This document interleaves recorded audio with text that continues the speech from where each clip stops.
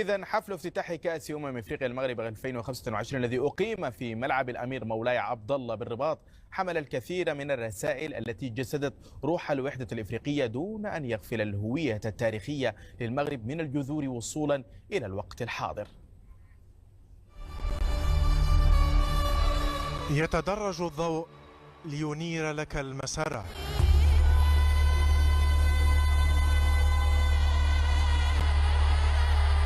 في العادة تنتظر اللحظة الحاسمة التي تعلن أن كرة القدم جامعة.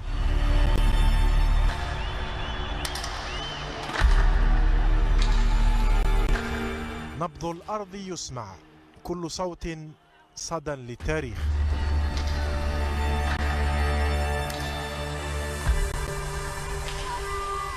تسير بك الكرة إلى المنصة التي تريد، إلى تحقيق أحلامك المعلقة، ومنها تظهر بالصورة الفارقة بما صنعته بالكرة.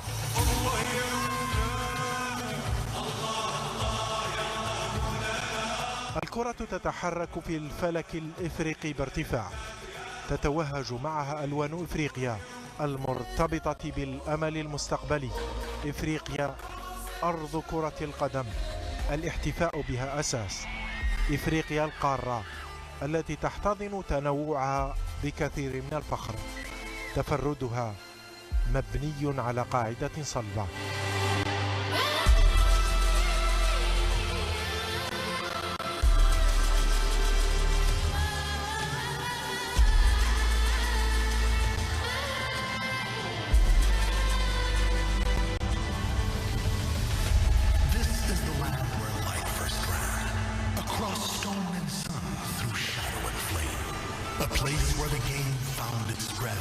تبقى الكرة منارة مضيئة يعاد إشعالها كلما أطلت كأس إفريقيا. السرد فيها ليس وحيدا، مرتبطا بقصة بعينها.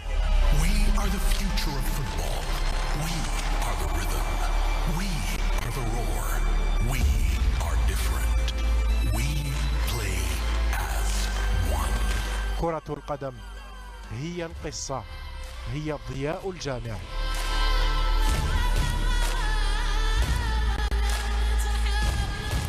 الحكايات متعددة يصبح فيها الاختلاف قوة. إفريقيا تحمل هويتها، إفريقيا أرض كرة القدم.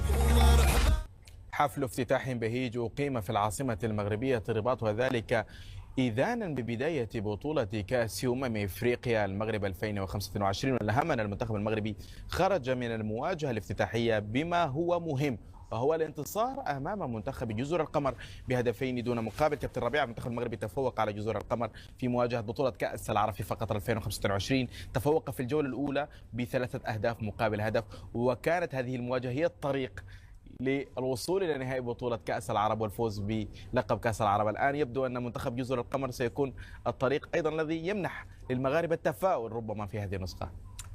والله نتمنى ذلك، لكن أكيد كل مباراة لها ظروفها، كل مسابقة لها ظروفها، والمدربين مدربين مختلفين واللاعبين مختلفون، والأكيد بأن البداية التي نطمح لها دائما أن تكون بداية إيجابية. 3 نقاط مهمة. دائما المباريات الافتتاحية تكون معقدة وليست بالسهلة. المنتخب جزر القمر كان يعرف تماما على أن المنتخب المغربي سوف يضغط، ومن ثم تقليص المساحات واللعب بدفاع متأخر في محاولة ما عدم إعطاء فرصة للاعبي منتخب المغرب أنهم يسجلون هدف مبكر. جاءت ركلة الجزاء، لم يوفق الرحيمي في تسجيلها. استمر منتخب المغرب على نفس النهج، لم ينجح من خلال الشوط الأول. في الشوط الثاني أعتقد بأن البداية كانت مثالية، هي امتداد لما قام به اللاعبون في الشوط الأول. هدف مبكر إن صح التعبير أقلق نوعا ما ممكن لاعبي جزر القمر، وكانوا مطالبين على أنهم يسجلون على الأقل هدف التعادل. ولاحظنا ردة فعل في بعض فترات المباراة على مستوى الانتقال من الحالة الدفاعية للحالة الهجومية، لكن الأكيد كذلك بعض التغييرات خاصة بدخول الكعبي نجح في تسجيل هدف مميز، هدف خرافي، بصمة الكعبي إن صح التعبير، وهدفين ل0. المهم الفوز بطبيعة الحال. الأداء في رأيي الشخصي أداء ممكن نقول مقبول نظرا لظروف المباراة كما قلت وخلال المباريات الافتتاحية.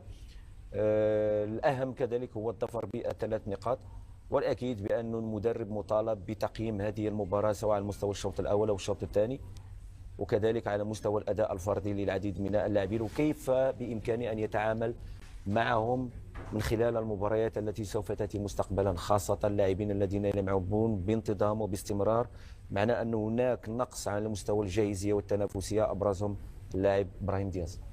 حمدي، هامش التحضير في البطولات المجمعة دائما قليل وقصير للغاية، لذلك المدرب يحاول تلافي الأخطاء الكبيرة التي حدثت في هذه المواجهة أمام منتخب جزر القمر. خاصة هذه البطولة يعني اللاعبون وصلوا في آخر لحظة فعليا، أيام قليلة قبل بداية البطولة، فبالتالي لم تكن هناك معسكرات مطولة. قليل أصلا المنتخبات التي لعبت مباريات ودية، حالة مصر ونيجيريا كانت استثنائية، لأن المغرب لم يلعب ولا مباراة ودية.